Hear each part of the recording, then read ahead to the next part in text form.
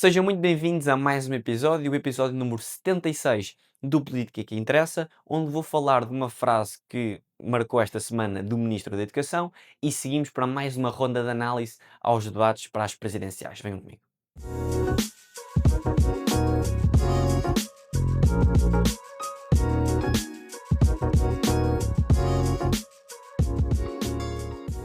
No início desta semana, uma afirmação do Ministro da Educação dominou o debate público e espalhou-se pelas redes sociais a uma velocidade impressionante. Em pouquíssimos minutos estavam feitos os recortes todos, os títulos indignados e as conclusões supermorais. O Ministro teria dito que residências universitárias se degradam porque são ocupadas por estudantes pobres. A reação foi quase automática. Sindicatos, associações estudantis e até alguns comentadores políticos denunciaram um discurso classista, estigmatizante e indigno de um Estado democrático. E atenção, muitas destas críticas levantam até problemas políticos sérios e legítimos. O problema começa quando esta discussão morre aí, quando substitui esta análise por um slogan e o contexto pelo certo e a política por uma indignação simples. Porque aquilo a que assistimos foi exatamente o fenómeno de que muitas vezes estas mesmas pessoas dizem combater quando falam de André Ventura e do populismo. Frases arrancadas de contexto, leituras muito literalistas, simplificações extremas de um argumento super complexo e uma corrida para ocupar o espaço moralmente superior da indignação. Critica-se bem, eu também critico a política feita de frases, mas depois cai-se exatamente no mesmo erro, apenas com um verniz ideológico um bocadinho diferente. Ou seja, eu não tenho nenhum tipo de ligação política a este Ministro da Educação, nem nenhum especial apreço pelo seu percurso ou até mesmo pelas suas opções, mas fiz aquilo que aparentemente já é quase um ato revolucionário no espaço público português. Ou seja, ouvi o discurso completo e quando se ouve percebe-se exatamente que a mensagem é errada politicamente, discutível e perigosa até nas suas implicações, não é a caricatura óbvia que circulou no Instagram. O ministro não disse, nem insinuou que estudantes pobres são porcos, irresponsáveis ou até naturalmente propensos à degradação.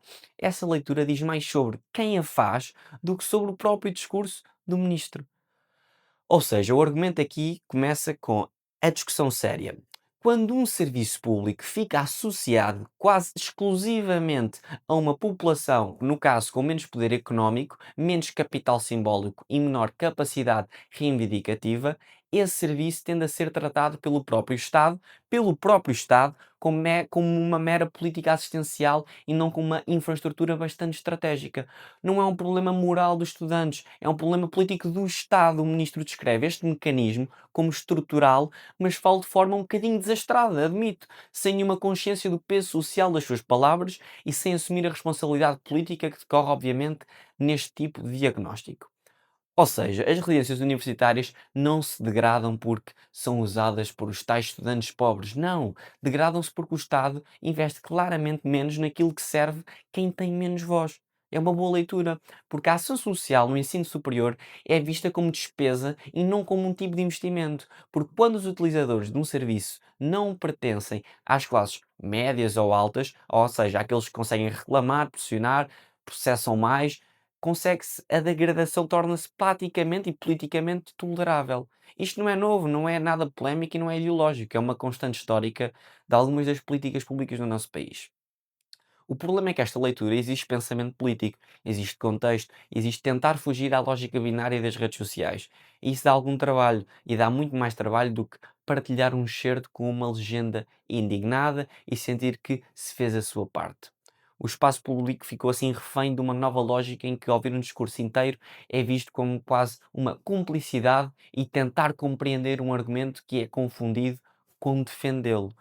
Ou seja, e para acabar, há aqui uma ironia difícil de ignorar.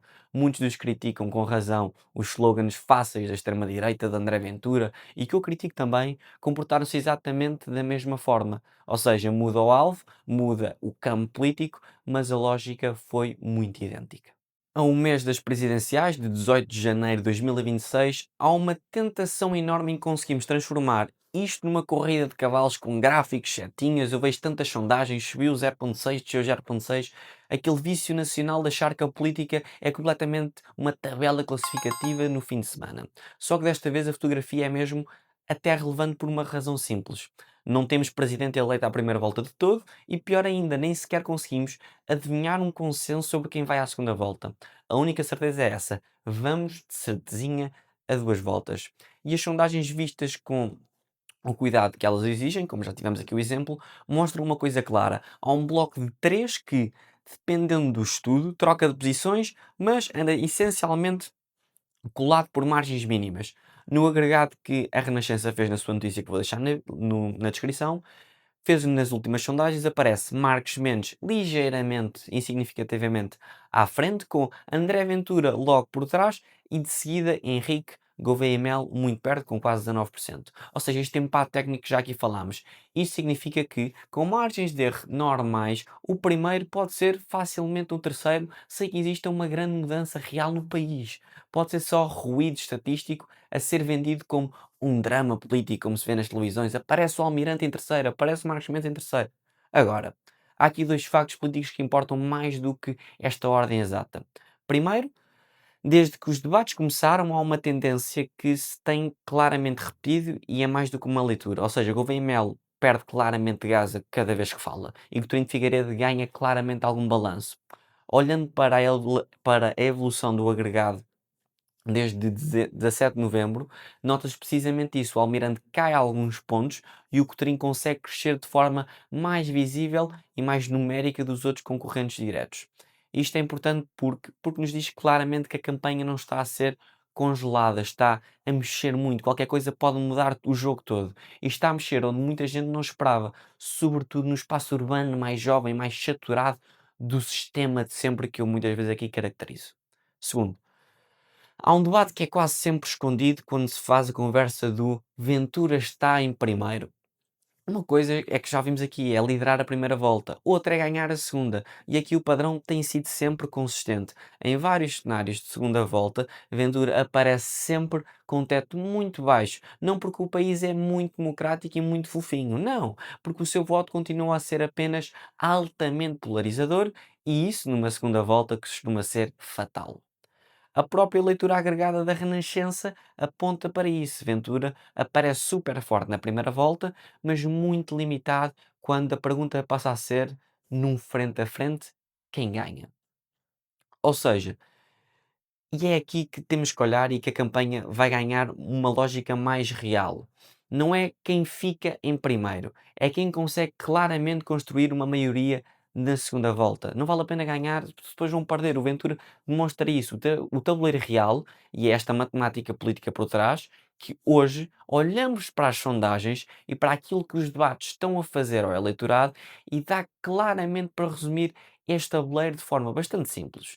O Marcos Mendes joga como um porto seguro mais institucional, uma experiência com muita previsibilidade, o candidato que tenta ser o adulto na sala. O problema é que ser adulto na sala também significa ser, neste caso, para muita gente, o candidato da continuidade e isso tem um custo muito grande num país cansado. Ainda assim, nos cenários de segunda volta tem claramente aparecido muitas vezes como um favorito ou perto de menos muito competitivo, e isso em presidenciais de valor. Ventura joga aquela campanha como se a primeira volta fosse um referendo ao sistema, ou seja, é fortíssimo. É inevitável dizer, consegue transformar quase tudo em conflito moral, em ruptura e em eles contra nós. Só que quando o jogo muda um bocadinho, para quando a escolha é entre dois, aparece o problema deste teto que eu sempre falei. Ventura pode chegar claramente, e parece-me que vai chegar à segunda volta, e até pode ganhar a primeira, mas tem alguma dificuldade em perceber se consegue converter isto numa maioria depois nacional. Já Gouveia e Melo entra como figura acima da política, uma espécie de candidato símbolo, como já aqui referi, e isto dá algum impulso inicial. O problema é que em campanha, símbolo não tem chegado. É preciso alguma densidade, que não tem mostrado, é preciso alguma linguagem política, é preciso também aguentar pancada forte de candidatos como o Ventura. Se a tendência de queda se mantiver, o risco de não perder por pouco é perder o lugar na segunda volta para alguém que tem crescido na faixa dos indecisos, que é super importante, e do eleitorado mais jovem, onde ganha o Cotrim. Cotrim esse que é o melhor, é o que melhor entendeu uma coisa. As presidenciais em Portugal são muitas vezes uma competição de estilo, de credibilidade, até mais do que muitas vezes de programas detalhados.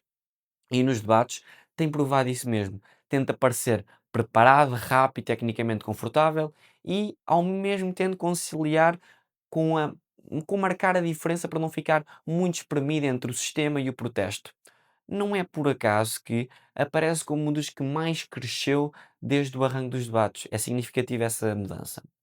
Já Seguro tenta ocupar o lugar moderador, mais equilibrado, candidato da serenidade e do compromisso, mas com um problema que é muito clássico. Em televisão, moderação parece falta de preparação, de aresta, de não sei, não tem grandes feelings. E quando esta campanha está toda virada para quem passa à segunda volta, quem está a meio da tabela tem de fazer uma escolha difícil. Ou consegue subir o tom e arriscar um bocadinho mais, ou mantém o tom e arrisca a ficar irrelevante.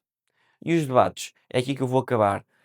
Vamos tentar separar a política de clipes, porque o debate do Ventura com o Coutrinho até foi um bom retrato do momento. Muita pancada, muita narrativa, mas pouca construção de país. E, no entanto, foi dos debates até mais úteis para perceber o que cada um quer fazer com isto.